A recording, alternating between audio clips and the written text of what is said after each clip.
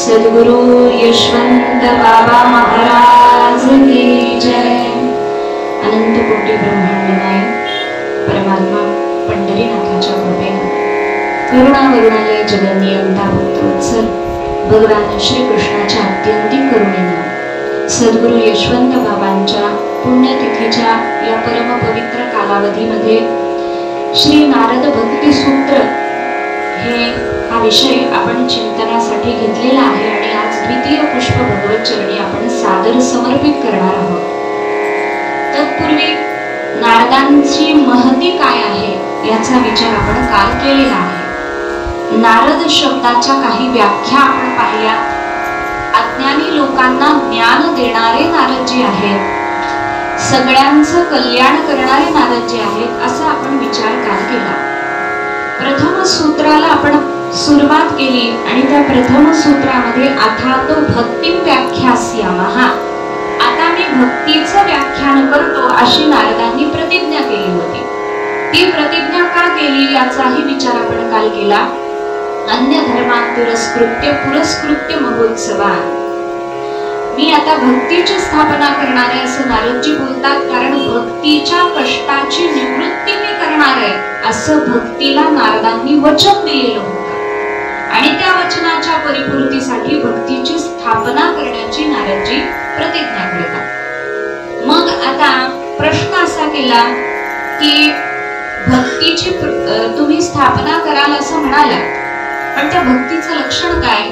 तेव्हा दुसऱ्या सूत्रामध्ये नारदांनी आपल्याला भक्तीचं लक्षण सांगितलं। सा तु अस्मिन् परम प्रेम रूपा, ती भक्ती कशी आहे? परम प्रेम रूपा अशी ती भक्ती आहे।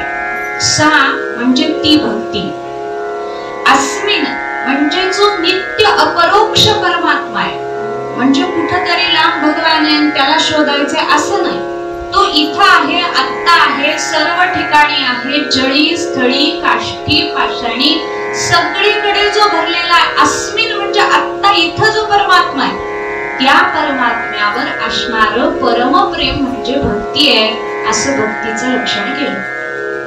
मग आपण त्या प्रेमाचा विचार करत होतो की प्रेम कसं असतं आणि प्रेमाबद्दल एक सुंदर श्लोक आलाय उपदेशामृत नावाच्या ग्रंथामध्ये। प्रेमाचं लक्षण काय? म्हणे ददाति प्रतिगृह्णाति गुह्यम आख्याति पृच्छति भुक्ते भोजयते भोजयते चैव षड्विधम प्रेम लक्षणम अथवा षड्विधम प्रीती लक्षणम। 6 गोष्टी प्रेमामध्ये होत असतात। आता प्रेम म्हटलं की सांसारिक प्रेमाकडे जायचं नाही। सांसारिक प्रेम हे प्रेम नसतं, तो मोह असतो। तमोगुणातून जी अत्यंत आसक्ती निर्माण होते पत्नीच्या ठिकाणी, पुत्राच्या ठिकाणी, त्याला प्रेम म्हणत नाही, त्याला मोह म्हणतात, मोह। आणि तो मोह हा संसार चक्रामध्ये टाकणारा असतो। जे रजोगुणातून निर्माण होतं तो राग असतो, राग, ती ही आसक्तीच असते एक प्रकारची, पण मोहापेक्षा थोडी बरी, त्याचं हित व्हावं असं वाटतं त्याच्यामध्ये, थोडी बरी। आणि सत्वगुणातून जे निर्माण होतं ते प्रेम असतं। आणि परम प्रेम हे फक्त भगवंतावरच होऊ शकतं, संसारातल्या कुणावरही परम प्रेम होऊ शकत नाही। कारण परम प्रेम करण्यासाठी योग्य असणारा फक्त परमात्मा आहे, दुसरं जगातलं परम प्रेम करण्यासाठी कुणीही योग्य नाही। मग त्या प्रेमाचं लक्षण काय? म्हणे ददाति प्रतिगृह्णाति, जिथं देणं आहे आणि प्रेमानं स्वीकारणं सुद्धा आहे। दुसरं आहे लक्षण प्रेमाचं गुह्यम आख्याति पृच्छति, जिथं आपण आपलं हृदय मोकळं करू शकतो ते प्रेमाचं स्थान असतं, ते प्रेमाचं दुसरं लक्षण। 6 प्रकार होणार आहेत बरं याच्यामध्ये, ददाति आणि प्रतिगृह्णाति, दिलं जातं आणि घेतलं जातं, गुह्य सांगितलं जातं आणि गुह्य ऐकलं जातं, भुंक्ते भोजयते चैव, ज्याच्या घरी जाऊन आपण भोजन करू शकतो आणि त्याला भोजन घालू शकतो, हे सगळं प्रेमाचं लक्षण आहे। जिथं अत्यंतिक प्रेम असतं त्याच्या घरी आपण जातो, जेवायला जातो, तोही आपल्या घरी जेवायला येतो, हे प्रेमाचं लक्षण आहे। आता हे सगळे 6 लक्षणं जेव्हा भगवंतावर जोडली जातात तेव्हा ते प्रेम प्रेम राहत नाही, ती भक्ती होते. मग भगवंताला काय केलं जातं? ददाती, दिलं जातं.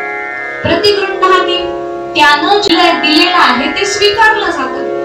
त्यानं काय काय दिलं? त्यानं सगळं दिलं हो आपल्याला.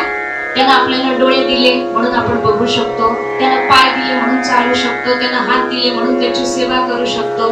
म्हणून त्यानं दिलेलं जे आहे ते प्रेमानं स्वीकारणं. प्रतिगृह्णाति गुह्यम आख्याति पृच्छति. आपण देवाला काय केलं पाहिजे? गुह्य सांगितलं पाहिजे. कुणीच नाहीये ना आपल्याला प्रेमाचं विश्वासार्ह, तर काळजी करायचं काम नाही. ज्याचं कुणी नसतं त्याचा परमात्मा असतो. भगवंताच्या समोर आपण आपलं गुह्य सांगू शकतो. देवा असं असं झालं बरं, अमुक अमुक गोष्ट तुला सांगावीशी वाटली म्हणून ती सांगितली. गुह्यम आख्याति पृच्छति. आणि त्याचं गुह्यही आपण काढून घेऊ शकतो. त्याचं गुह्य कसं काय काढून घ्यायचं? त्याचं गुह्य संतांना माहित असतं. म्हणून संतांना जाणलं, संतांचे विचार जाणून घेतले की त्याचं गुह्य आपल्याला कळतं. त्यानं फार सिक्रेट लपवून ठेवलेले आहेत आपल्या जीवनातले, आणि त्याचे सगळे सिक्रेट हे फक्त संतांना माहित असतात. म्हणून ग्रंथ वाचले की देवाचं गमक कळतं. गमक, देवाला काय आवडतं, देवासाठी काय केलं पाहिजे. गुह्यम आख्याति पृच्छते भुंक्ते भोजयते चैव. देवानं दिलंय म्हणून आपण रोज त्यांना येते आणि आपण त्याचं भोजन करतोय, म्हणजे देव आपल्याला देतोय. मग देवानं जे दिलेलं आहे ते कृतज्ञता म्हणून देवाला देणं. भुंक्ते भोजयते चैव षड्विधम प्रेम लक्षणम. अशा 6 प्रकाराने प्रेम होत असते. प्रेम कशाला म्हणायचं? एक सुंदर दोहा आहे प्रेमाचं वर्णन करणारा. प्रेम प्रेम सब कोई कहे, प्रेम न जाने कोई, स्वार्थ रहित और निडर रहे, प्रेम बिना जो होय. स्वार्थ रहितता ज्याच्यामध्ये असते आणि भय रहितता ज्याच्यामध्ये असते, निर्भयता ज्याच्यामध्ये असते, त्याला म्हणायचं प्रेम. जगामध्ये सगळे प्रेम प्रेम म्हणतात, पण संतांनी सांगितलं प्रेम कुणाला कळलंच नाही. प्रेम सांसारिक लोक त्याच्यावरच करतात ज्याच्यापासून आपला स्वार्थ सिद्ध होतो. पण खरं प्रेम असं असतं जे स्वार्थ रहित असतं. देवाला आपल्याकडून काय पाहिजे? काही नाही, तरी सुद्धा देव आपल्याला सांभाळतो. त्याचं नाव घेतलं तरी सांभाळतो, त्याचं नाव नाही घेतलं तरी सांभाळतो, कारण त्याचा आपल्याविषयी काही स्वार्थ नाही. संतांनी आपल्याला उपदेश केला, ज्ञानेश्वरी लिहून ठेवली. काय मिळालं त्यांना? जोडी चेनच टाकलं ना आपल्यासारख्या माणसाने, तरी सुद्धा ज्ञानेश्वरी लिहून ठेवली. का? कारण त्यांचा स्वार्थ नाहीये, आपलं कल्याण व्हावं अशी त्यांची इच्छा आहे. म्हणून स्वार्थ रहित और निडर रहे. प्रेमामध्ये भीती नसते, भय नसतं. मग भीती कशाची असते माणसाला? माणसाला भय असतं सगळ्यात मोठं ते मृत्यूचं भय असतं. सगळेजण मरायला घाबरतात. नुसता कोरोना आला तर कशी तोंड बांधली गेली सगळ्यांची, किती भीती वाटत होती. एरवी माणसात राहणारे सगळेजण माणूस जवळ आला की त्यांचं अंग थरथरायला लागायचं, इतकी भीती त्या छोट्याशा न दिसणाऱ्या किड्याची आपल्याला लागलेली होती. म्हणून सगळं जग बंद पडलं. कधी विचार केला होता का सगळं जग बंद पडेल? नाही, पण सगळं जग बंद झालं. का? कारण माणसाला मृत्यूचं भय आहे. पण जर भगवंतावर खरं प्रेम केलं तर हे मृत्यू भय निघून जातं. म्हणून संतांनी सांगितलं, जगा काळ खाय आम्ही माथा दिला पाय. म्हणजे सगळं जग या मृत्यूला घाबरतं, पण मृत्यू आम्हाला घाबरतो. त्या मृत्यूच्या डोक्यावर पाय ठेवण्याचं सामर्थ्य तयार होतं कधी? जेव्हा भगवंतावर प्रेम निर्माण होतं. म्हणून प्रेमाची 2 लक्षणं सांगितली, स्वार्थ रहितता आणि निर्भयता. ही 2 लक्षणं ज्याच्या ठिकाणी असतात असं प्रेम खरं प्रेम असतं भगवंतावरचं. मीराबाईचा एक सुंदर अभंग आहे, त्याच्यामध्ये मीराबाई म्हणतात, प्रेम अजर है प्रेम अमर है गंगा जल की धारा. प्रेम जरा रहित आहे, प्रेम कधी म्हातारं होत नाही. म्हणून प्रेमाचं लक्षण सांगताना म्हटलंय प्रतिक्षण वर्धमानम. ते सतत वाढत राहतं, ते कधी म्हातारं होत नाही. भगवान निज धामाला गेले अशी कथा आपल्याला सापडते, पण राधा निज धामाला गेली अशी कथा सापडत नाही. कारण प्रेम अमर आहे, प्रेम अमर असतं. लक्षात घ्या, प्रेमापेक्षा उंच या जगामध्ये काही नाही. भगवंताला सुद्धा ताब्यात ठेवण्याची ताकद त्या प्रेमामध्ये असते. प्रेम त्याग है, प्रेम समर्पण, प्रेम भक्ती है पूजा. प्रेम म्हणजे त्याग आहे. ज्याच्यावर प्रेम असतं त्याच्यासाठी त्याग करावा हे सांगावं लागत नाही, आपोआप त्याग होत असतो. ताटामध्ये एकच चपाती आहे आणि आई गरीब आहे, भूक लागली आहे बाळाला, ती स्वतः खाईल बाळाला देईल?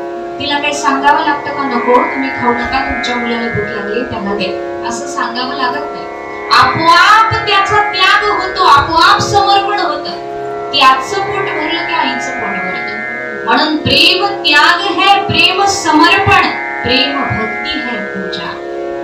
प्रेम से तन मन भक्तिमय हो. जर प्रेम अंतःकरणामध्ये ठसावलं तर समग्र जीवन भक्तिमय होऊन जाते. म्हणून असं अगाध असणारं प्रेम आहे असं मीराबाई म्हणतात. मग मीराबाईंनी प्रेमाचं वर्णन करावं, आपण ते ऐकावं. का बरं मीराबाईंनी एवढं भगवंताच्या प्रेमाचं वर्णन केलं? म्हणजे मीराबाई सारखं प्रेम भगवंतावर कोणीच केलं नाही. एक राधा आहे आणि दुसरी मीराबाई आहे, लक्षात घ्या, जी भगवंतावर अत्यंत प्रेम करते. राजस्थानमध्ये राठोड परंपरेमध्ये मीराबाईंचा जन्म झाला. त्यांच्या आजोबांचं नाव होतं रामदुदाजी आणि त्यांचे पुत्र झाले रतनसिंगजी. रतनसिंगजींचा विवाह झाला वीर कुंवरी मातेबरोबर आणि त्यांच्या दिव्य संसारातून, निर्वासन संसारातून मीराबाईंचा जन्म झाला. जेव्हा मीराबाई जन्माला आल्या लहानपणापासूनच भक्तीचं वातावरण, कारण आजोबा फार धार्मिक होते.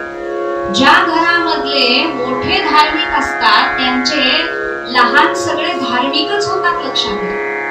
फक्त काय केलं पाहिजे, मोठ्यांनी हातामध्ये ग्रंथ घेऊन बसलं पाहिजे.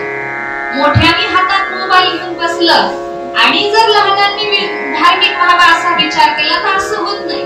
म्हणून धार्मिकता ही ओढून ताडून आणता येत नसते, ती अंगातच असावी लागते. याकरता मीराबाईंचे आजोबा फार मोठे भक्त होते आणि त्यांच्या घरी 4 भुजा नाथजीचं मंदिर होतं. 4 भुजा म्हणजे चतुर्भुज भगवंताची मूर्ती होती आणि त्याची सेवा चालायची. एके दिवशी असं झालं, म्हणजे एकदम छोट्याशा मीराबाई आणि रोज त्यांच्या आजोबा मीराबाईंना सुंदर सुंदर भगवंताच्या कथा सांगायचे आणि मग कथा सांगितल्यामुळे हळूहळू भगवंतावर प्रेम निर्माण व्हायला लागलं. भगवान असा दिसतो, भगवान असा बोलतो, असं वर्णन ऐकल्यामुळे भगवंताला पाहावं, भगवंतावर प्रेम निर्माण व्हायला लागलं मीराबाईंचं. आणि एकदा वृंदावनचे काही संत त्यांच्या घरी आले. राजवाडा, मोठा राजमहाल आणि तिथे ते वृंदावनचे संत आले आणि आजोबा सकाळपासूनच त्या संतांच्या सेवेमध्ये. त्यातले एक गिरीधर दासजी नावाचे संत होते. त्यांनी सांगितलं संत निवासाची जिथं व्यवस्था केलेली आहे, म्हणजे एक वेगळा प्रासाद बांधलेला होता जिथं संत नेहमी राहत असत. त्यांनी सांगितलं मी तिथं राहणार नाही, कारण तिथं शिजवलेलं अन्न येतं आणि तेच खावं लागतं. माझ्याकडे माझा भगवान आहे छोटासा आणि त्याला नैवेद्य मी स्वतःच्या हाताने स्वयंपाक करून दाखवत असतो, म्हणून माझी स्वतंत्र व्यवस्था करा. म्हणून त्यांच्या आजोबांनी मीराबाईंच्या स्वतंत्र व्यवस्था केली गिरीधर दासजींची. मग एक छोटीशी खोली दिली, त्याच्यामध्ये सुंदर सिंहासन. आता मीराबाईचा प्रासाद होता, तिथे कशाला कमतरता, सुंदर सिंहासन दिलं. त्याच्यावर त्या गिरीधर दासजींनी मूर्ती ठेवली आहे. गिरीधर गोपाल या मूर्तीचं नाव. असं शास्त्र आहे, भक्तिशास्त्रकार म्हणतात आपल्या घरामध्ये कृष्णाची स्थापना आपण केली तर त्याला एक नाव दिलं पाहिजे. कृष्ण तर आपण त्याला म्हणतोच, पण एक वेगळं नाव त्याला असलं पाहिजे. मग गिरीधर असेल, गोपाल असेल, मदन मोहन असेल, मनमोहन असेल, काहीतरी नाव त्याला असलं पाहिजे, त्याचं नाव ठेवलं पाहिजे. मग त्याला मनमोहन म्हटलं की त्याच्या लक्षात येतं आपल्यालाच हाक मारलेली आहे म्हणून त्याचं नाव ठेवावं लागतं भगवंताचं. आता त्या गिरीधर दासजींनी गिरीधर गोपाल असं नाव त्या मूर्तीचं ठेवलेलं होतं. आणि मग ते तिथं थांबले आणि मीराबाईंचं असं होतं की त्या सकाळी उठल्या की लगेच आजोबांच्या मागे जात असत. फक्त झोपण्यापुरतच आईजवळ, बाकी आजोबांच्याच मागे. आणि त्या सकाळी उठल्या, दादाजी कुठे आहेत, दादाजी कुठे आहेत म्हणून शोधायला लागले सगळ्या महालामध्ये. छोट्याशा मीराबाई पैंजण पानामध्ये चुमचुम चुमचुम आवाज सगळ्या महालात येतोय आणि शोधायला लागले.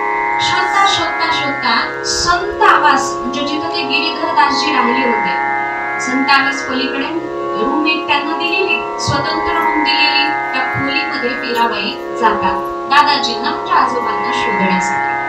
असा थोडासा त्यांनी पडदा सरकवल्याबरोबर काय झालं, गिरीधर दाजी भगवंताची पूजा करत बसलेले होते.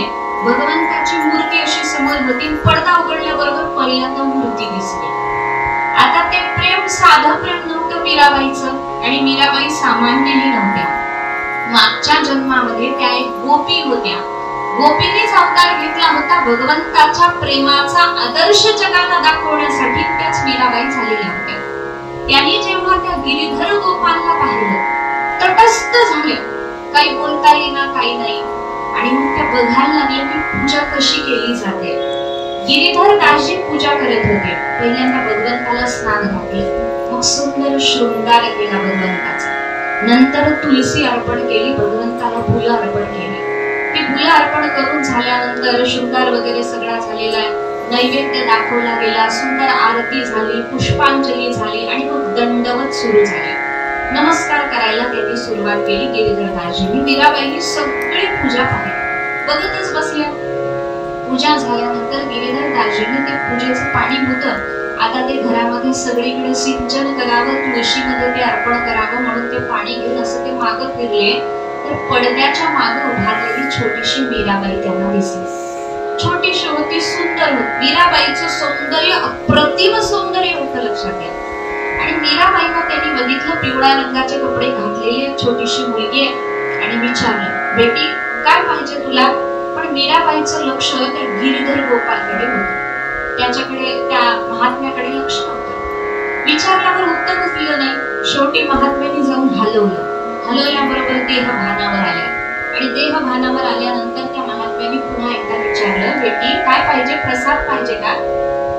तेव्हा तिनं सांगितलं, प्रसाद तर मला पाहिजे, पण ते कोण आहेत आधी सांगा म्हणे. ज्यांची तुम्ही आता पूजा करत होता ते कोण आहेत? तेव्हा त्या गिरीधर दाजींनी सांगितलं, तो माझा भगवान आहे. मीराबाई म्हणायला लागल्या, भगवान तर 4 हाताचे असतात, तुमचा भगवान तर छोटासा लड्डू गोपाल आहे म्हणे, छोटासा. त्यांनी सांगितलं, भगवान छोटेही असतात. म्हणे भगवान का छोटे असतात?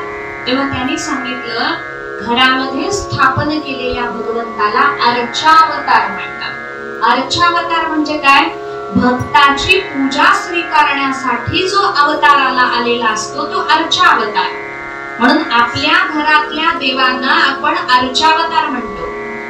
कशासाठी? कितीतरी मूर्ती जगामध्ये निर्माण होतात, आपल्या घरी ती विशिष्ट मूर्ती येते, आपल्यासाठीच देवाने धारण केलेला तो विग्रह रूपाने धारण केलेला अवतार असतो, लक्षात घ्या.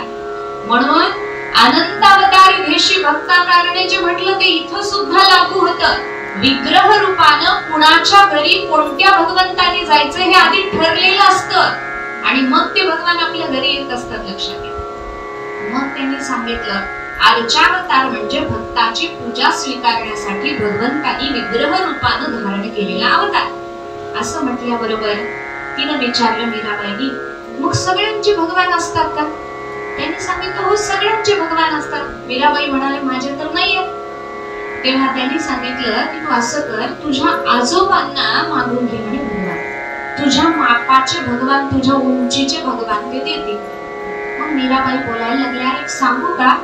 म्हणे तुमचे भगवान आहेत ना ते बरोबर माझ्या उंचीचे, त्यामुळे तुमचे भगवान मला दिले ना, मला कुणाकडे काही मागायचीच गरज नाही म्हणे, तेवढे तुमचे भगवान मला देतात. आता ज्याची आपण जन्मभर पूजा करतो तो भगवान दुसऱ्याला द्यायला कोणी तयार होईल का? त्यांनी सांगितलं, अगं स्वतःच भगवंताची पूजा स्वतः करायची असते, असे भगवान कोणालाही दिले जात नसतात. तिनं सांगितलं, मला दुसरे भगवान नको, मला हेच भगवान पाहिजे. कारण मी जेव्हा पडद्याच्या मागून बघत होते ना, तेव्हा ते माझ्याकडे बघून डोळे मिचकावत होते म्हणे. मी बघितलंय म्हणे, माझ्याकडे बघून ते डोळे मिचकावत होते. गिरीधर दाजींनी सांगितलं, जन्मभर मी पूजा करतो, अजून त्यानं डोळे मिचकावले नाही, आणि नुसतं एकदा तू पडद्याच्या मागून बघितल्यानंतर तुझ्याकडे ते डोळे मिचकावतात. मीराबाई म्हणतात, मी खरं सांगते, ते डोळे मिचकावत होते. त्यांनी सांगितलं, बाळ तू तुझ्या आजोबांना जाऊन सांग, वेगळा विग्रह मागवा. मग मीराबाई निघाल्या, रडायला लागल्या, छोटंसं वय, रडायला लागल्या, आणि ध्यास घेतला की मी माझ्याकडे येतील तर फक्त गिरीधर गोपाल येतील, दुसरं कोणी माझ्याकडे येणार नाही. अन्न पाणी त्यागलं. लहान अवस्था असून सुद्धा अन्न पाणी त्यागलं. आई वडील विचारायला लागले काय झालं, पण काही उत्तर देत नाही. नुसतं अन्न पाणी त्यागलेलं आहे आणि मनामध्ये गिरीधर गोपालचा ध्यास लागलेला. आणि झालं असं, मीराबाईचा तो ध्यास भगवंतानेच लक्षात घेतला आणि भगवान त्या गिरीधर दासजींच्या स्वप्नामध्ये गेले. जे महात्मा आलेले होते वृंदावनावरून त्यांच्या स्वप्नात गेले आणि भगवंतांनी गिरीधर दासजींना सांगितलं, तुमच्याकडे जो माझा विग्रह आहे तो मीराबाईंना देऊन टाका म्हणे. आता मी मीराबाई जवळ राहणार आहे, कारण ती मागच्या जन्मीची गोपी आहे. प्रेमाचा आदर्श जगाला घालून द्यावा म्हणून ती जन्माला आलेली आहे. आणि ते स्वप्न पडल्याबरोबर त्यांना खडकन झोपेतून जाग आली. पटकन स्नान केलं. स्नान केल्यानंतर ती मूर्ती घेतली छोटीशी आणि ती मूर्ती घेतल्यानंतर त्याच्यावर तुळशीचं पान ठेवलं. भगवंताला नमस्कार केला आणि सांगितलं, देवा आजपर्यंत जी तुझी सेवा केली ती तू स्वीकार कर. आता मी तुझं नामस्मरण करत आयुष्य घालवेन असं त्यांनी सांगितलं. आणि पलंगावर पडलेली मीराबाई, अन्न पाणी त्यागलेली मीराबाई त्या मूर्तीला घेऊन गिरीधरदासजी मीराबाईंकडे गेले आणि सांगितलं, बाळ ही मूर्ती तुला घेऊन टाक म्हटल्याबरोबर अशक्त झालेल्या मीराबाई एकदम पुष्ट झाल्या. एकदम ताकद आली अंगामध्ये आणि ताकद आल्यानंतर ते गिरीधर गोपाल घेतले. म्हणून मीराबाईनं जेव्हा जेव्हा भजन गायलं तिथं मीरा के प्रभू गिरीधर नागर असंच मीराबाई प्रत्येक भजनामध्ये म्हणत असत. म्हणून गिरीधर गोपालचं जो विग्रह होता तो मीराबाईंनी आपल्या अंतःकरणामध्ये साठवला आणि स्वतःकडे तो ठेवला. आयुष्यभर त्याची सेवा केली. एकदा आईनं सहज म्हटलं, लहान मीराबाई होत्या आणि पूर्वी लवकर लग्न व्हायचे. लवकर लग्न झाल्यामुळे एका मैत्रिणीचं लग्न चालू होतं आणि वरात निघालं होतं. नवरा घोड्यावर बसला होता. मीराबाईंना विचारलं, तो घोड्यावर बसलेला कोण आहे? म्हणे तुझी जी सखी आहे ना तिचा तो नवरा. मग मीराबाई म्हणाली, माझा नवरा कुठे आहे? आईनं सांगितलं, ते काय गिरीधर गोपाल तुझा नवरा. एवढंच आई म्हटली, गिरीधर गोपाल तुझा नवरा आहे. पण बाल अंतःकरणावर त्याचे इतके परिणाम झाले, तिनं आयुष्यभर हेच मानलं की गिरीधर गोपालच माझा नवरा आहे. मेरे तो गिरीधर गोपाल दूसरो न कोई, मेरे तो गिरीधारी भैया दूसरो न कोई. एवढं तिनं मानलं. म्हणून प्रेमाचा आदर्श आहे मीराबाई. भगवंताच्या नावावर तिनं विष पिलं तरी सुद्धा तिला काही झालं नाही. याकरता मीराबाई जेव्हा प्रेमाचं वर्णन करतात तेव्हा त्यांच्या आयुष्यामध्ये अनुभवलेलं ते प्रेम आहे. आणि त्या मीराबाई म्हणतात, प्रेम अमर है, प्रेम अजर है, गंगा जल की धारा. गंगेच्या धारेप्रमाणे प्रेम शुद्ध आहे, पवित्र आहे. आता इथं नारदांनी जो शब्द वापरलाय, सातु अस्मिन् परम प्रेम रूपा. परम प्रेम हा शब्द वापरलेला आहे. परम म्हणजे श्रेष्ठ प्रेम. एक असतं परप्रेम आणि दुसरं असतं परम प्रेम. परप्रेम कुणावर होतं? परप्रेम अनात्म पदार्थावर होतं किंवा अनात्म पदार्थावर जे होतं म्हणजे संसारातल्या पदार्थावर जे होतं ते परप्रेम आहे. ते नष्ट होणार आहे. ते सगळं इथं सोडून जावं लागणार आहे. पण परम प्रेम हे फक्त आत्मपदार्थावर भगवंतावरच होऊ शकतं आणि तेच श्रेष्ठ प्रेम आहे असं शास्त्र सांगतं. आपण म्हणतो, अहो आमच्या घरातल्यांवर आमचं खूप प्रेम आहे. बायको सांगते नवऱ्यावर माझं खूप प्रेम आहे. नवरा सांगतो बायकोवर माझं खूप प्रेम आहे. पण उपनिषदाला जर विचारलं तर उपनिषद सांगतं, या जगात कुणीही कुणावर प्रेम करत नाही. कसं काय? बृहदारण्यक उपनिषदामध्ये वर्णन आहे, नवा अरे पत्युः कामाय पतिः प्रियो भवति, आत्मनस्तु कामाय पतिः प्रियो भवति. नवा अरे जायायै कामायै जाया प्रिया भवति, आत्मनस्तु कामायै जाया प्रिया भवति. फक्त स्वतःवर मनुष्य प्रेम करतो. बघा तुम्ही, जोपर्यंत पत्नी अनुकूल असते तोपर्यंत ती आवडते. ती प्रतिकूल झाली तर आवडते का? नाही आवडत. म्हणून तर घटस्फोट होतात. घटस्फोट का होतात? कारण आपल्याला अनुकूल ती वागत नाही किंवा तो वागत नाही म्हणून घटस्फोट होतात. बदलते, आपल्या विरुद्ध ते वागायला लागतात आणि जे आपल्या विरुद्ध वागतात त्यांच्यापासून आपण दूर जातो, ते आपल्यापासून दूर जातात. म्हणून आपल्याला सुख देणारा जो आहे तोच आपल्याला हवा असतो. मग ती कोणती व्यक्ती असू दे, ती जर आपल्याला सुख द्यायला असक्षम झाली तर आपण लगेच तिचा त्याग करून टाकतो. लक्षात घ्या, आपल्याला दुःख देणाऱ्यावर आपण प्रेम करतो का? नाही करत. आमचे गुरुजी सांगायचे की एकदा कृष्णदेवराय, राजा कृष्णदेवरायांनी तेनालीरामांना विचारलं, जगामध्ये सगळ्यात जास्त प्रेम हे आई आणि पुत्रामध्ये दिसतं. आई मुलावर फार प्रेम करते, मूल आईवर फार प्रेम करते. तेनालीरामाने सांगितलं, नाही महाराज, या जगामध्ये फक्त स्वतःवर प्रेम केलं जातं असं काही नाहीये. संसारात ते थोडंफार दिसत असलं तरी तसं होत नाही. जेव्हा स्वतःला वाचवायची वेळ येते तेव्हा ते प्रेम निघून जातं. तेव्हा कृष्णदेवराय म्हणाले, मला नाही पटत. तेनालीरामाने सांगितलं, तुम्हाला पटणार नाही मला माहितच होतं, मी सगळी तयारी करून ठेवली. कशी तयारी करून ठेवली आहे? म्हणजे खाऊ द्या आपल्याला, आहे ना? आहे म्हणजे त्या हौदामध्ये एक माकड आणि माकडाचं पिल्लू सोडून टाकायचं, त्याच्यामध्ये पाणी घालायचं. बघा काय होतं. मग ते माकडाचं पिल्लू मरकट शिशू न्याय म्हणतात. तर ते शिशू म्हणजे माकडाचं पिल्लू काय करतं, आईला धरून बसलेलं असतं. ते त्याच्यामध्ये हौदामध्ये टाकलं, त्याच्यामध्ये पाणी टाकायला सुरुवात केली. आता पाणी त्या माकडीच्या पायापर्यंत आलं. तिनं बाळाला, आपल्या पिल्लाला असं कमरेवर घेतलं. कमरेपर्यंत पाणी आलं, माकडीनं खांद्यावर घेतलं. खांद्यापर्यंत पाणी आलं, तिनं डोक्यावर घेतलं.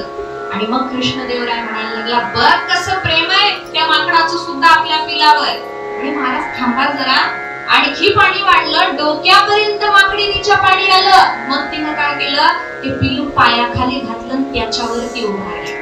म्हणून सगळ्यात जास्त प्रेम माणसाचं फक्त स्वतःवर असतं असा शास्त्राचा सिद्धांत आहे. जेव्हा आपल्याला वेळ येते तेव्हा आपण फक्त स्वतःवर प्रेम करतो. मग तेव्हा मुलगा आपला नसतो, पती आपला नसतो, कुणी आपलं नसतं. याकरता परमप्रेम हे फक्त आत्मपदार्थावर होतं असं शास्त्र सांगतं. म्हणून मग असं परमप्रेम जेव्हा भगवंतावर होतं तेव्हा त्याला भक्ती म्हणतात. मग आता भक्तीची काय काय संकल्पना नारदांना मांडायची याचा जर थोडासा विचार करायचा झाला तर श्रुती मातेमध्ये एक वचन येतं. श्रुती माता बोलते, भक्तिरेवैनं नयति, भक्तिरेवैनं दर्शयति, भक्तिरेवैनं गमयति, भक्तिवशः पुरुषः भक्तिरेव भूयसी. फार सुंदर श्रुतीनं वर्णन केलंय. भक्तीच भगवंताच्या समीप घेऊन जाते, म्हणजे जवळ घेऊन जाते. भक्तीच भगवंताचं दर्शन घडवून देते. भक्तीच भगवंताचं ज्ञान करवून देते. आणि परमपुरुष असणारे भगवान सुद्धा भक्तीला वश आहे. म्हणून या जगामध्ये सर्वश्रेष्ठ भक्ती आहे. भक्तीच भगवंताच्या जवळ घेऊन जाते. कशी जवळ घेऊन जाते? एक उदाहरण मी नेहमी सांगते. भगवंताच्या जवळ गेलं की उद्धार होतो. आणि भगवंताच्या जवळ घेऊन जायचं काम जीवाला भक्ती करत असते. कसा उद्धार होतो भगवंताच्या जवळ गेल्यानंतर? आणि एके दिवशी यशोदा मैयानं कार्तिक महिन्यामध्ये असं व्रत केलं की दिवे सोडायचे. दिवे यमुनेमध्ये सोडायचे. आणि तिनं ते दिवे सोडायला सुरुवात केली. भगवान पुढे खेळत होते. भगवान काय करायचे, तो दिवा वाहत वाहत आला की तो दिवा घ्यायचा काठावर ठेवायचे. दुसरा दिवा आला की तो काठावर ठेवायचे. मैयानं ते एकदा पाहिलं, दोनदा पाहिलं, जवळ गेली, कान धरला आणि विचारलं, काय मी दिवे सोडते यमुनेमध्ये वाहत जावेत म्हणून, यमुनेला समर्पण करते, तू का बरं सगळे दिवे काठावर काढून ठेवतोस? तेव्हा भगवंतांनी सांगितलं, मैया मी सगळे दिवे काठावर काढून ठेवत नाही. जे माझ्या जवळ येतात ते मी काठावर काढून ठेवतो. जे लांबून जातात ना त्यांना मी टाटा करतो म्हणे मैया. जे लांबून जातात ना त्यांचा मी विचार सुद्धा करत नाही. पण जे माझ्या जवळ आले त्यांना काठावर आणणं, त्यांना भवसागरातून बाहेर काढणं हे माझं काम आहे मैया. म्हणून माझ्या जवळ येणाऱ्याचा उद्धार करण्याचं व्रत मी घेतलेलं आहे. तेषामहं समुद्धर्ता मृत्यू संसार सागरात भवामि न चिरात् पार्थ मय्यावेशित चेतसा. जे मला समर्पित आहेत त्यांना मी भवसागरातून बाहेर काढतो. मग भगवंताच्या जवळ गेलं की भवसागरातून उद्धार होणार आहे. पण भगवंताच्या जवळ जायचं असेल तर, भगवंताच्या जवळ जायचं असेल तर भक्तीचे पाय धरावे लागतात. भक्तीचे पाय धरले की भक्ती भगवंताच्या जवळ नेऊन ठेवते. कसे? उदाहरण अनेक वेळा दिले. म्हणजे जसं लहान मूल असतं, बाळ असतं, ते बाळ काय करतं, चिखल झालेला असतो आणि लहानपणी चिखलात खेळायची फार आवड असते, बरं वाटतं चिखल खेळताना, आणि ती आवड काही जणांची मोठेपणी पण राहते, म्हणून ते दुसऱ्याच्या अंगावर चिखल उडवतात, बोलून असेल कशाला का असेल, ते असं चिखल उडत शिंतोडे उडवायचं काम ते तसंच चालू ठेवतात. मग ते लहान मुलं असं चिखलात खेळत असतं, सगळं अंग त्याचं माखलेलं असतं चिखलानं. आई काय करते, त्याला बघते, अरे हे सगळं खराब झालं, याचं सगळं अंग खराब झालं. आई त्याला नेते बाथरूम मध्ये, त्याला स्वच्छ करते, त्याला पाण्यानं आंघोळ घालते, पुसते अंग, त्याला कपडे घालते आणि वडिलांच्या मांडीवर नेऊन ठेवते. तसंच काम आहे भक्तीचं. आपण जेव्हा विषयाच्या चिखलामध्ये बरबटलेलो असतो ना, भक्ती पाहते, माझं बाळ आहे पण ते विषयाच्या चिखलामध्ये बरबटलेलं आहे, त्याचं अंतःकरण घाण झालेलं आहे, काम क्रोध लोभ मोह मद मत्सर सगळ्यांनी भरून गेलेलं आहे. मग ते चिखलातून, विषयाच्या चिखलातून त्याला उचलते आणि उचलल्यानंतर त्याला स्वच्छ करते. काल आपण पाहिलं ना, भक्ती हातामध्ये झाडू घेते आणि अंतःकरण सगळं स्वच्छ करते. तसं सगळी भक्ती त्या बाळाला, आपल्यासारख्या जीवाला स्वच्छ करते आणि बाबांच्या मांडीवर म्हणजे भगवंताच्या मांडीवर नेऊन आपल्याला ठेवते स्वच्छ करून. म्हणून भक्ती रेवैनम नयती, भक्तीच भगवंताच्या जवळ घेऊन जाते. भक्ती रेवैनम दर्शयती, भक्ती अंतःकरणामध्ये असली तर भगवंताचं दर्शन होतं. भक्ती अंतःकरणामध्ये असली तर भगवंताचं ज्ञान होऊ शकतं. म्हणून म्हटलं भजनम भक्ती ही, भागो भक्ती ही, भंजनम भक्ती ही, 3 प्रकारची भक्ती सांगितली. एक पहिली भक्ती आहे भजनम भक्ती, भजन करणं म्हणजे भक्ती आहे. भजन करणं म्हणजे काय? अहो आम्ही फार भजन करतो. काय भजन करता तुम्ही? अहो रोज हरिपाठ म्हणतो आम्ही, असा हरिपाठ म्हणतो, इकडं बघत तिकडं बघत, किती वाजले बघत, असा हरिपाठ म्हणतो आम्ही फार भजन करतो. म्हणजे भजन शब्दाचा अर्थ तो नाहीये. भजनम नाम रसनम, भजन म्हणजे त्या भजनामध्ये रस आला पाहिजे. रस, उदाहरण संसारात रस घेतो, तसं परमार्थात घेतो का? गुरुनं सांगितलेलं असतं मंत्राचा जप करा. तो मंत्राचा जप करताना आपल्याला एक माळ करताना असं वाटतं की आपण किती युगापासून इथं बसलोय आणि लवकर वेळ जातच नाही आपला, कधी तो मेरुमणी येतो अशी आपल्याला वाट बघावी लागते, अशी आपली अवस्था असते. म्हणून आपल्याला भजनात रस नाहीये, रस. आणि भक्ती हा रस असा आहे, तो रस विटणारा नाहीये. संसारातला कुठलाही रस हा विटणारा आहे, खराब होणारा आहे. म्हणून जो रस शाश्वत रस आहे, अलौकिक रस आहे, त्या रसाला शरण गेलं पाहिजे. म्हणून भजनम नाम रसनम, त्या भक्ती रसाचं पालन केलं पाहिजे. म्हणून भागवताच्या सुरुवातीलाच एक सुंदर श्लोक येतो, पिबत भागवतम रसमालयम मुहुरहो रसिका भुवि भावुकाः. त्या भागवताला तुम्ही प्या. प्या म्हणजे का? कशासाठी प्या? जे पदार्थ रसमय असतात ते पिता येतात. गोड तो रस आहे, विटणारा नाहीये, खराब होणारा नाहीये. म्हणून भजनम भक्ती ही. दुसरी भक्तीची व्याख्या सांगितली भागो भक्ती ही. एक म्हणजे तुम्ही भजन करा, ते रसयुक्ततेने करा, म्हणजे त्याच्यामध्ये आनंद आला पाहिजे. आज एक माळ केली ना खूप आनंद आला, म्हणजे 2 माळी मी करणार, परवा दिवशी 3 करणार, असं वाढवत वाढवत भजन केलं पाहिजे. आपलं काय होतं, दीक्षा घेतली की पहिल्या दिवशी 11 माळी होणार, दुसऱ्या दिवशी 10, तिसऱ्या दिवशी 9, मग 8, नंतर पूर्णविराम. त्याला गुरुला सांगितलं जातं तुमचा जप तुम्हाला लखला बसू दे, आम्हाला काही करायची गरज नाही. असा रस नाहीये, हा लक्षात घ्या. कमी कमी होणारा रस योग्य नाहीये, तो कल्याण करणारा नाहीये. म्हणून दुसरं सांगितलं भागो भक्ती हे. आणखी काय करा म्हणे, स्वतःला भगवंताचा भाग बनवून टाका. म्हणजे काय, संसारामध्ये वाटण्या होतात, 2 मुलं असली वाटण्या होतात, मग हा भाग याचा, हा भाग याचा, अशा वाटण्या होतात. मग आता आपल्यालाही वाटणी करायची आहे. जर देह आपण परमार्थाला देऊन टाकला तर संसार नीट होणार नाही. म्हणून काय करायचं, मन भगवंताला देऊन टाकायचं आणि देह संसाराला देऊन टाकायचं.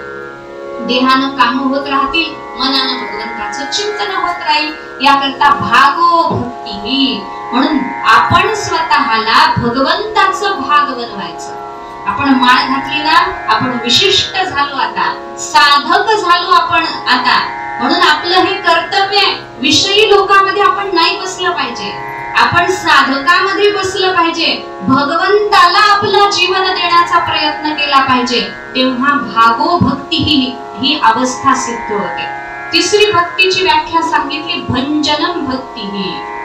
काही गोष्टीचं भंजन म्हणजे त्याचा नाश करता आला पाहिजे. भक्तीमध्ये कशाचा नाश करता आला पाहिजे?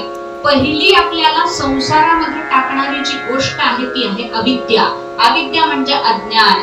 अज्ञानामुळे या संसार चक्रामध्ये आपल्याला फिरावं लागतंय. ती अविद्या सोडता आली पाहिजे. पण ती सहज सोडता येत नाही. मग काय करा? म्हणजे आधी रागद्वेष सोडून टाका.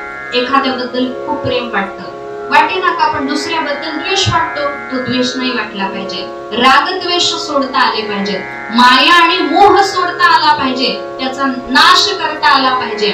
असं जेव्हा आपल्या जीवनामध्ये होतं तेव्हा त्याला भंजन म्हणतात. नष्ट करणं, त्या विकारांना नष्ट करणं, भंजनम भक्ती ही.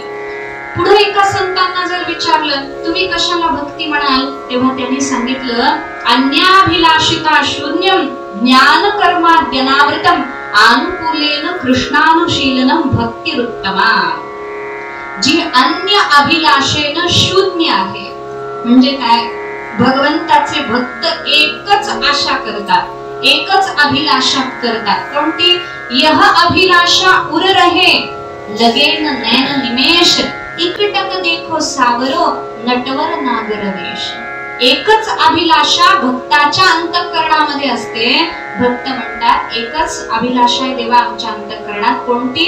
लगेन नैन निमेष, आम्हाला क्षणभर सुद्धा झोप येऊ नये. आणि काय व्हावं? इकटक देखो सावरो, एक टक आम्ही देवा तुला बघत राहावं, बाकी आमची अभिलाषा दुसरी या जगातली असू नये.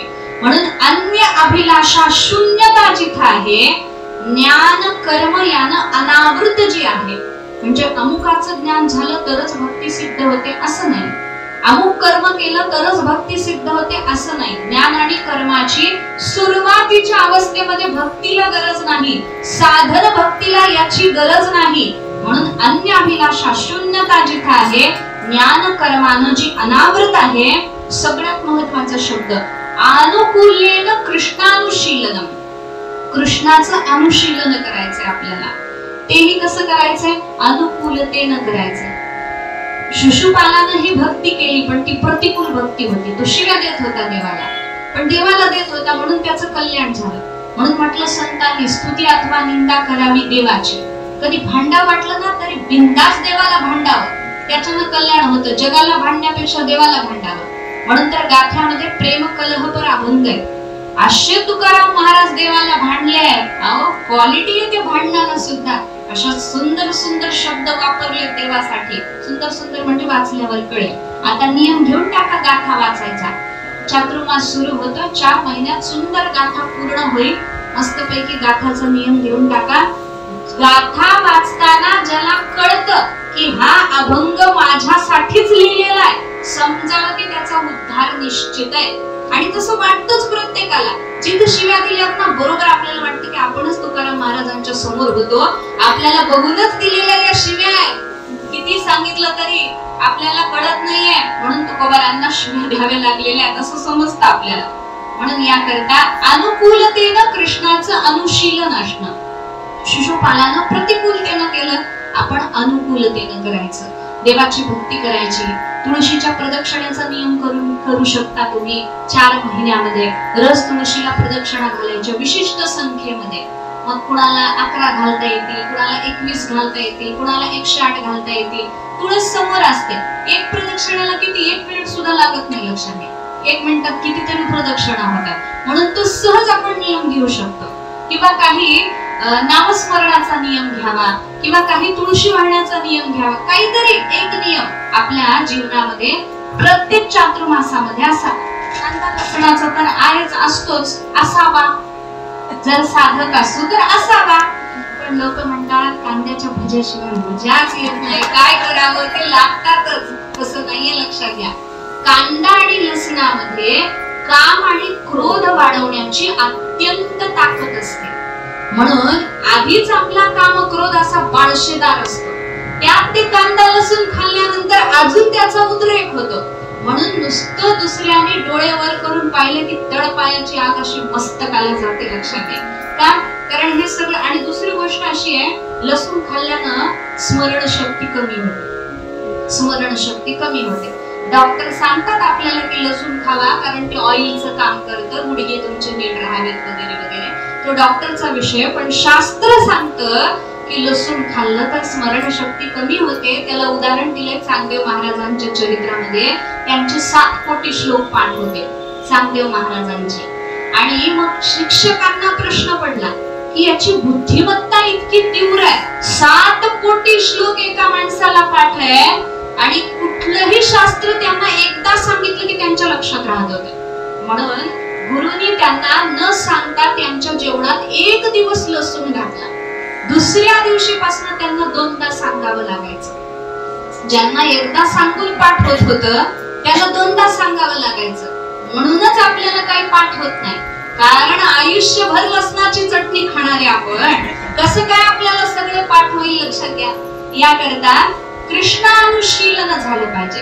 कृष्णानुशीलन होण्यासाठी काही नियम जीवनामध्ये असले पाहिजे. भगवंताचं अनुशीलन करणं, अनुकूलतेनं भगवंताचं अनुशीलन करणं, याला म्हणायचं भक्ती. आणि ही उत्तम भक्ती आहे. आणि एकदा या भक्तीला सुरुवात केली, भगवान अंतःकरणामध्ये आले की भगवंताचा एक नियम आहे. शास्त्रामध्ये एक न्याय आहे, भिक्षुपाद प्रसारण न्याय. म्हणजे काय? म्हणजे एका गावामध्ये एका घरामध्ये एक भिक्षुक आला. साधा संन्यासी होता, वेश घेतलेला, फक्त भिक्षुक आला. आणि मग त्यानं एका माणसाला, त्या घरातल्या मालकाला विचारलं, मी तुमच्या ओट्यावर बसू का? पाणथस्त आहे, दमलेला, यात्रेकरू आहे. त्यांनी सांगितलं बसा म्हणे. बसा म्हटल्यानंतर तो तिथं थांबला. सुंदर वारं येत होतं, छान सावली होती, तो तिथं थांबला. रात्र गेली. दुसऱ्या दिवशी त्याला वाटलं आता पुढे जाण्यापेक्षा इथंच थांबावं. मग तो तिथंच थांबला. मग त्यानं विचार केला आता चातुर्मास करायचाच आहे, तर इथंच चातुर्मास करावा. म्हणून त्याच ओट्यावर चातुर्मास करायचं त्यानं ठरवलं. मग त्या मालकाला सांगायला लागला, अहो मी आता इथं थांबणार आहे, चातुर्मास करणार आहे, याकरता मला काही पाणी वगैरे लागेल, प्यायला ती व्यवस्था तुम्ही करा. मालक दयाळू होता, त्यानं ती पाण्याची व्यवस्था केली. मग सांगितलं तुम्ही एवढे श्रीमंत आहात, मी आता चातुर्मासभर राहणार आहे, माझी जेवणाची व्यवस्था करा. मालकानं जेवणाची व्यवस्था केली. मग त्यानं सांगितलं, अहो रात्री तर इथं ओट्यावर छान वाटतं, पण अमुक दिवसाच्या या वेळेमध्ये तिथं ऊन येतं, म्हणून तेवढी मला सावली करून द्या. मालकानं सावली करून दिली. मग त्यानं 4 महिने झाल्यानंतर मालकाला सांगितलं, आता 4 महिने इथं राहिल्यामुळे या जागेचं माझं नातं निर्माण झालंय, नाहीतरी ही जागा अशीच असते, तिथे एक झोपडी मला बनवून द्या. म्हणून त्यानं मालकाला सांगितलं, तो तिथंच राहिला. आला होता कशासाठी? भिक्षुक होता तो, मार्गाने जाणारा पाणथस्त होता, थोडा वेळ बसण्यासाठी आला होता. बसता बसता बसता त्यानं तिथं झोपडी तयार केली. भगवंताचाही हाच नियम आहे, भिक्षुपाद प्रसारण न्याय म्हणतात. एकदा देव आला की मग थोडे दिवस राहतो, बघतो कसं काय, आपण त्याचं चांगली व्यवस्था केली की म्हणतो इथंच राहू. आणि मग एकदा तो हृदयामध्ये कोंडला गेला की त्याला हाकलला तरी तो जात नाही, असा त्याचा स्वभाव आहे. म्हणून अनुकूल्येन कृष्णानुशीलनम भक्तिरुत्तमा, त्याला भक्ती म्हणतात. किंवा आणखी एक सुंदर व्याख्या आहे, अनन्य ममता विष्णू ममता प्रेम संगता भक्तिरित्युच्यते भीष्म प्रल्हादोद्धव नारदैः. त्याच्यामध्ये पहिला शब्द आहे अनन्य ममता विष्णू.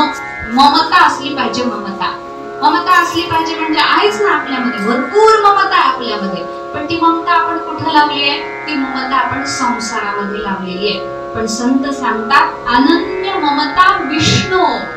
तीच ममता तुम्ही काय करा? भगवान विष्णूकडे लावा. ममत्व द्यायचं ना तुम्हाला, देवाला देऊन टाका. आणखी प्रेम संगता, प्रियत्व आणि ममत्व देवाच्या विषयी ठेवा. मम म्हणजे माझं. माझं काय? लोक म्हणतात घर माझं आहे, गाडी माझी आहे, बायको माझी आहे, मुलं माझे, अमुक माझे, दागिने माझे, साड्या माझ्या, सगळं माझं आहे असं आपण म्हणतो, माझं माझं माझं. पण हाच ममत्वाचा विषय. विठ्ठल माझा माझा माझा, देव माझा मी देवाचा, असा जेव्हा ममत्वाचा विषय भगवान होतो तेव्हा ती भक्ती होते.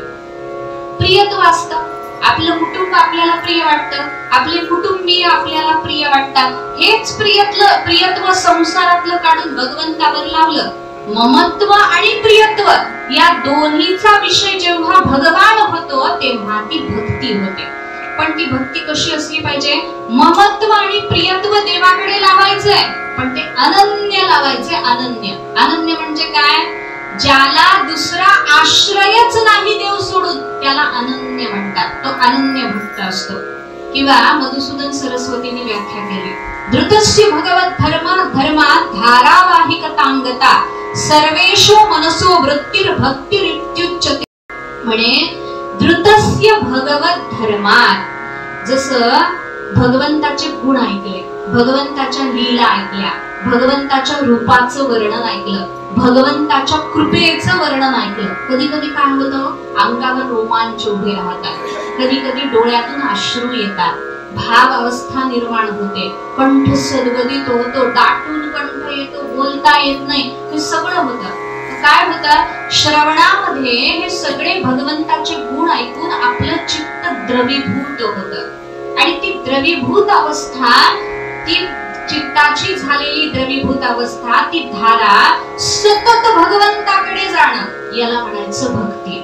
आपली श्रवणापुरती असते, तेवढ्या प्रसंगापुरते आपण भावावेशामध्ये जातो, पण संताचं तसं नसतं. नुसतं राधा म्हटलं की शुकाचार्यांना 6 महिन्याची समाधी लागायची, 6 महिन्याची समाधी. म्हणून भागवतात कुठेच राधा नाव नाहीये.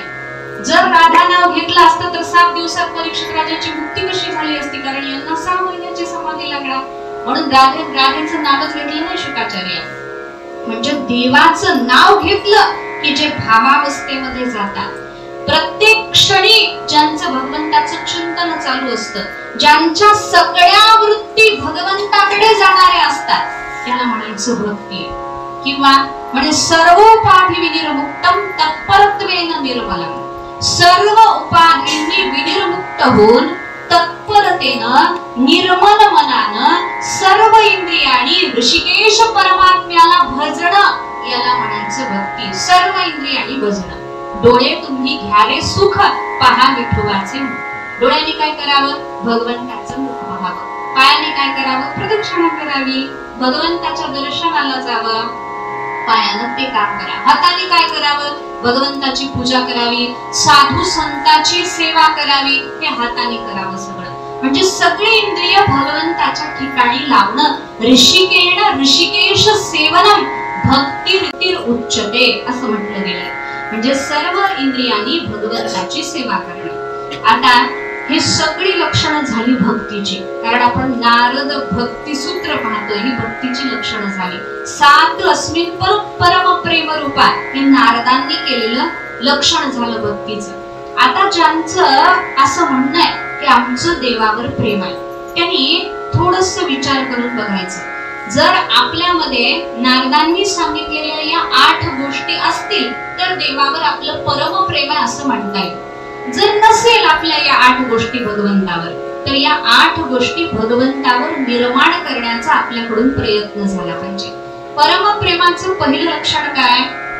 शास्त्र सांगतं ते प्रेम कधीही कमी होत नाही. आपण मगाशीच पाहिलं, प्रतिक्षण वर्धमानम, ते सतत वाढत राहतं. दुसरं त्याचं लक्षण आहे, प्रेमास्पदाबद्दल कधीही रुक्षता येत नाही. म्हणजे काय? आपण एखादा नियम घेतला, हळूहळू आपल्याला त्याच्यातला, आजच्या भाषेत बोलू का, इंटरेस्ट कमी होतो. पण संतांचं तसं होत नाही. हळूहळू त्याच्यामध्ये अधिक संतांची तन्मयता वाढत जाते. जर नामस्मरणामध्ये अधिक तन्मयता वाढत असेल तर आपलं नामावर प्रेम आहे असं म्हणायला हरकत नाही. रोज पांडुरंगाला बघावंच वाटत असेल, त्याशिवाय काहीच चांगलं वाटत नसेल, तर समजावं की भगवंताच्या रूपावर आपलं प्रेम आहे. म्हणून प्रियतमाबद्दल रुक्षता निर्माण नाही झाली पाहिजे. प्रेमाचं एक लक्षण आहे, प्रेम पौर्णिमेच्या चंद्रासारखं पूर्ण असतं, पण त्याच्यामध्ये एक वक्रता राहत असते, थोडीशी वक्रता राहत असते. कसं काय? म्हणजे त्याच्यासाठी आमच्या गुरुजी जनाबाईंचं उदाहरण देत असत. जनाबाईंचं कसं आहे? भगवंतावर खूप प्रेम, इतकं प्रेम की काही विचारायला नको. मग जनाबाईंना नेहमी वाटायचं भगवंताने आपल्या जवळ यावं. भगवान जायचे सुद्धा, दळायला जायचे. एकदा जनाबाई अशाच विसरून झोपल्या होत्या, दळण करायचं. तेव्हा भगवानच तिथं गेले, माने खाली हात घातला, जनाबाईंना उठवलं, पदर नीट केला, केस नीट केले, सांगितलं जना अगं दळण करायचं राहिलंय, नाही केलं तर आपल्याला गोणाबाई बडवणार आहे, रागवणार आहे, म्हणून ते सगळं केलं पाहिजे. मग जनाबाई उठल्या, म्हणे देवा थकले रे, म्हणे आज काही करावंसच वाटत नाही. भगवंतांनी सांगितलं तू काहीच करू नको, तू फक्त मला भजन ऐकव, अभंग ऐकव, दळायचं काम मी करतो. मग जनाबाई म्हणाल्या ठीक आहे, आता दळायला कसं बसायचं असतं, आता दळायला कसं बसायचं असतं हे सांगावं लागतं प्रवचनामध्ये. कारण आता दळणं सगळी राहिलीच नाही, गिरणीमध्ये दळण दिलं जातं आणि दळण होतं.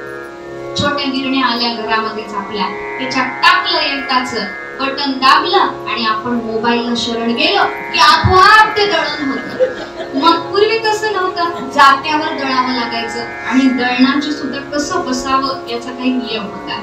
दोघी जणी बसायच्या, समोरासमोर बसायच्या, एकीने एक पाय असा करायचा, दुसरा जवळ घ्यायचा आणि दळायचं. मग भगवान बसले तशाच पद्धतीनं. जनाबाई म्हणाले मी तरी बसून काय करू देवा, मी पण दळायला मदत करते, तू जास्त दळ, मी फक्त हात लावते. कारण कसं आहे ते दळताना पहिलीनं पहिली ओळ म्हणायची, दुसरीनं दुसरी ओळ म्हणायची, मग त्याच्यात रंगत येत असते. तर त्या दोघी जणी म्हणावं का दोघ जण म्हणावं, कारण एक देव होता. मग ते दोघ जण बसले दळायला, जनाबाई पुढं, त्यांच्या समोर बसले भगवान, दळण सुरू झालं. आणि मग जनाबाई बोलतात विठ्ठल माझा पिता, विठ्ठल माझा पिता. जनाबाईंनी तसं बोलल्यावर भगवान बोलतात विठ्ठल माझा पिता, विठ्ठल माझा पिता. पुन्हा जनाबाई म्हणतात रुक्मिणी माझी माता, रुक्मिणी माझी माता. भगवान डोलत डोलत बोलतात रुक्मिणी माझी माता, रुक्मिणी माझी माता. आणि मग असा भगवान दंग होऊन गेलेला की बायकोला काय म्हणावं, माता म्हणावं का काय म्हणावं हे सुद्धा देवाला कळत नव्हतं, असं देव दंग झालेलं. आणि मग असं सुंदर गाणं ओढून चाललेलं. गोणाबाईला आली जाग आल्याबरोबर गोणाबाई विचारायला लागल्या जनाबाईंना. पर्णकुटी जवळ गेल्या आणि विचारलं जरे दुसरं कोण आहे तुझ्या बरोबर. जनाबाई घाबरल्या, काय उत्तर देता येईना, काय सांगावं कळेना. एवढा हा चतुर्भुज असणारा परमात्मा, पांडुरंग परमात्मा लगेच एका स्त्रीच्या रूपामध्ये परिवर्तित झाला आणि पदर घेतला, असा इरकलची साडी आणि असा पदर घेतला भगवंताने. गोणाबाईंना आत प्रवेश केला, बघितलं दोन बायका करतायत, एक जनाबाई आणि दुसरी एक बाई बसलेली आहे. मग गोणाबाई तिथे आल्या आणि विचारलं कोण ग तू. भगवंतांनी लाजत सांगितलं माझं नाव मिठाई आहे म्हणे, मिठाई, इथंच पंढरपूरला राहते, जनाबाई माझी मैत्रीण आहे म्हणून दळायला आले म्हणे. मग गोणाबाईनं विचारलं काय ग, नवरा बायको काही घरात नवरा वगैरे कुटुंब असेल ना तुझं. तिने सांगितलं माझं एवढं कुटुंब आहे, तुम्हाला सांगत बसलं तर रात्र पुरायची नाही, एवढं कुटुंब आहे माझं, काय करावं. गोणाबाईने विचारलं एवढ्या रात्री आलीस, नवऱ्यानं बरं सोडलं. आणि सोडावंच लागतं कारण मी त्यांचं ऐकतच नसते, सोडावंच लागतं म्हणे त्यांना, माझ्या मैत्रिणीवर माझं फार प्रेम आहे म्हणे.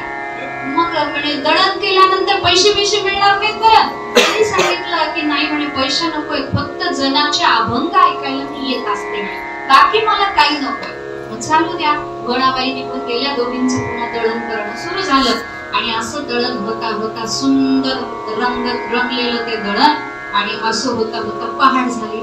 आता देवाला जायचं होतं. भगवान पटकन निघून गेले आणि देवाचा भरजरी शेला राहिला. तिथंच जनाबाईची गोधडी घेतली ना आले मंदिरात. जेव्हा पुजाऱ्यांनी दरवाजा उघडला, देवाचे दागिने तिथं नाही आणि देवाच्या अंगावर दिसली गोधडी. मग सगळ्या पंढरपुरात त्याची तपासणी सुरू झाली आणि ते सगळे दागिने आणि शेला जनाबाईंच्या ठिकाणी सापडल्याबरोबर नामदेवरायांना सांगितलं हे पहा समोरच आहे, प्रत्यक्ष प्रमाण आहे. नामदेवरायांनी सांगितलं तुम्हाला काय करायचं ते करा. मग राजाचे सेवक आले आणि ठरवलं जनाबाईंना शुळावर द्यायचं. शुळावर द्यायचं म्हटल्याबरोबर आपण बघतो ना विष्णुपदाच्या जवळ तिथं शुळाचं पाणी झालं होतं. तिथं जनाबाईंना नेलं, शूळ रोवला गेला आणि शुळावर ठेवलं गेलं जनाबाईंना. आता तिथं देणार जनाबाईंना त्रास होणार, त्याच्या वेदना होणार अशी परिस्थिती निर्माण झाली. आणि मग आता भांडायचं कोणाशी जनाबाई, जगाला काय म्हणावं. आपल्या प्रारब्धानं आपल्याला हे सगळं आलेलं आहे. करता करविता परमात्मा आहे, झाडाचे पान हले त्याची सत्ता, त्याला धरावं त्यालाच बोलावं. म्हणून जनाबाई देवाला अशा शिव्या द्यायला लागल्या की काही विचारू नका. अरे अरे विठ्या मूळ माये इतक्या शिव्या दिल्या जनाबाई. राग यायला पाहिजे की नाही देवाला? राग नाही आला. धावत धावत आला परमात्मा आणि प्रगट झाला. शूळाचं क्षणार्धात पाणी पाणी झालं. सगळ्या राजाचे सेवक आणि राजा सुद्धा जनाबाईला साष्टांग नमस्कार करायला लागला. म्हणे माते आम्हाला क्षमा करा, आमच्याकडून खूप मोठा अपराध झाला. ज्या अर्थी जनाबाई देवाला शिव्या देते, काय असेल होते नातं? प्रेम तर आहे पण शिव्या पण देते ना. म्हणून म्हटलं प्रेम जे आहे पौर्णिमेच्या चंद्रासारखं पूर्ण आहे, पण त्याच्यामध्ये थोडीशी वक्रता राहते. जिथं भांडण आहे तिथं आणखी मजा येते. नवरा बायको भांडलीच नाही, मजा येईल का? सांगा बरं तुम्ही, येईल का नाही? सांगा ना. का सांगत नाही मला माहितीये, कारण तुम्ही सगळे भांडून भांडून चांगले तयार झालेले आहात, म्हणून त्याच्यात मजाच येणार नाही. लक्षात घ्या, ते भांडण असलं पाहिजे. सासू सुना भांडल्याच नाही, मजा येईल का? नाही. रोज असं सुंदर भांडण लागलं पाहिजे, तेव्हा त्याच्यामध्ये मजा आहे. म्हणून त्या पूर्ण चंद्राप्रमाणे पूर्ण असणाऱ्या त्या प्रेमामध्ये थोडीशी वक्रता सुद्धा राहते. आणखी एक प्रेमाचं वैशिष्ट्य सांगितलंय, प्रेम रस हा नित्य नवीन आहे. नित्य नवीन, त्याच्यामध्ये नाविन्य आहे. जसं जसं मीराबाई भगवंताला बघते तसं तसं तिचं प्रेम सतत वाढतं आणि रोज परमात्मा नवीन नवीन दिसतो. बघा तुम्ही, एकच पांडुरंग युगे 28 उभा आहे, किती वेळा दर्शनाला जा, रोज वेगळा दिसतो. रोज त्याच्याकडे बघावंसं वाटतं, कारण नित्य नवीन आहे भगवंताचं सौंदर्य. ज्याचं भगवंतावर प्रेम आहे ती नित्य नूतनता भगवंताची जाणवते. दुसरे मी सांगून आले की प्रेमाच्या लक्षणामध्ये वर्णन केले की प्रेमात भय नाही, मृत्यूचा भय संतांना नाही. हे सुद्धा एक प्रेमाचं लक्षण आहे. प्रियतमामध्ये दोष दिसला तरी तिथं विरक्ती निर्माण होत नाही. भगवान मथुरेमध्ये निघून गेले सगळ्या गोपिकांना सोडून आणि परत आले सुद्धा नाहीत. एखादा संदेश सुद्धा भगवंतांनी पाठवला नाही. म्हणून गोपिकांनी ठरवलं का, हा आपल्याला सोडून गेला, आता याच्याकडे बघायचं नाही, याला आठवायचं नाही, याचा त्याग करून टाकायचा, असं गोपिकांनी ठरवलं का? नाही. दुष्टतेनं जरी एखादा वागला, भगवान दुष्टतेनं वागले नाही, त्यांचं कल्याणच आहे त्याच्यामध्ये गोपिकांचं. कारण शास्त्र सांगतं एखाद्या माणसाच्या अधिक जवळ आपण राहिलो तर अतिपरिचया अवज्ञा होते. जवळ राहिल्यानं तितकं प्रेम राहत नाही. लक्षात घ्या, तितकं प्रेम राहायचं असेल तर तेवढी क्वालिटीची माणसं लागत असतात. म्हणून भगवंतांनी म्हटलंय दशमस्कंदामध्ये, दर्शनात श्रवणात ध्यानात मयी भावोनु कीर्तनात न तथा सन्निकर्षेण प्रतियात ततो गृहान. माझं दर्शन करणं, माझं ध्यान करणं, यानं जसं माझ्यावर प्रेम राहतं तसं माझ्या जवळ राहिल्यानं राहत नाही. म्हणून गोपिकांनो तुम्ही निघून जावा. भगवान निघून गेले की भगवान लांब आहे. भगवंताच्या विरहामध्ये सतत भगवंताचं चिंतन गोपिकांकडून व्हावं, हा एक दृष्टिकोन आहे भगवंताचा. म्हणून भगवान तिथून निघून गेले तरी भगवंताबद्दल विरक्ती गोपिकांनी धारण केली नाही. दुसरी गोष्ट आहे प्रेमाच्या वैशिष्ट्यामध्ये, प्रेम अंतर मिटवतं. जी दुरी असते, जे अंतर असतं ते प्रेम मिटवून टाकतं. एवढा व्यापक असणारा परमात्मा सुद्धा प्रेमाच्या बळावर समोर उभा करता येतो. व्यापकाला सुद्धा समोर उभं करण्याची ताकद प्रेमामध्ये असते. म्हणून प्रेम सर्वश्रेष्ठ सांगितले. आणखी एक गोष्ट प्रेमाचं वैशिष्ट्य सांगताना सांगितली आहे, प्रेम कोमल आहे. पण कोमल असणारं ते प्रेम एका बाबतीत मात्र अत्यंत कठोर आहे. सगळ्या ठिकाणी प्रेम कोमल आहे, पण एका ठिकाणी ते कठोर आहे. कोणत्या ठिकाणी ते कठोर आहे? जेव्हा प्रेमास्पदाला सोडायची वेळ येते. प्रेम तयारच होत नाही.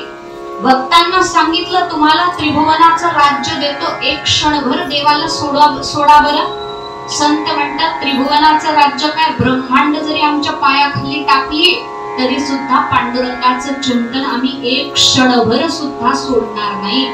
म्हणजे सगळीकडे कोमल असणारं संतांचं अंतःकरण त्या बाबतीत मात्र कठोर होतं जेव्हा भगवंताला सोडण्याची वेळ येते.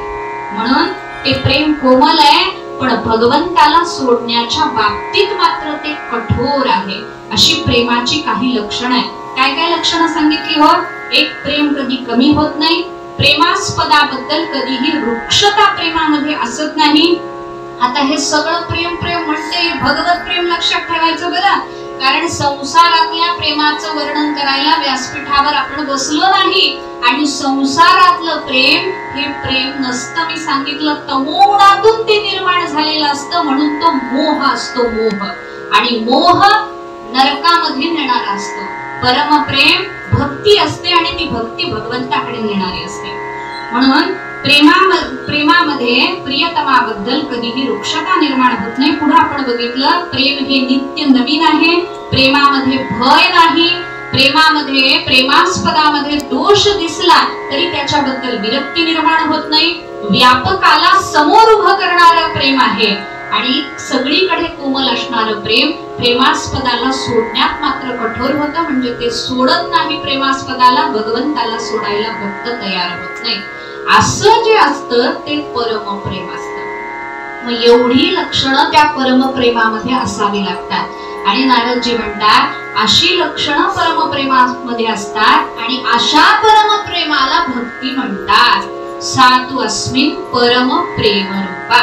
म्हणून नारदांना सांगायचंय आपल्याला, हे नारद महर्षी आमचं परमप्रेम देवावर आहे असं आम्ही म्हणत नाही, पण आम्ही त्या परमप्रेमाचे यात्रेकरू मात्र आहोत. भगवंताच्या परमप्रेमापर्यंत जाण्याचं सामर्थ्य आम्हाला तुमच्या आशीर्वादानं प्राप्त व्हावं अशी नारदांच्या चरणी प्रार्थना करू. आणि उद्या आपल्याला अमृत स्वरूपाच हे भक्तीचं लक्षण बघायचंय. भक्ती कशी अमृतत्व देणारी आहे याचा विचार आपल्याला करायचा आहे. तो आपण उद्याच्या चिंतनामध्ये करणार आहोत. आजची झालेली सेवा भगवंताला समर्पित करते आणि वाणीला पूर्ण विराम देते. पुंडलीक वरदे हरी विठ्ठल श्री ज्ञानदेव तुकाराम. पंढरीनाथ भगवान की जय. माऊली ज्ञानेश्वर महाराज की जय. जगद्गुरु तुकाराम महाराज की जय. गोपाल कृष्ण भगवान की जय. सद्गुरु यशवंत बाबा महाराज की जय.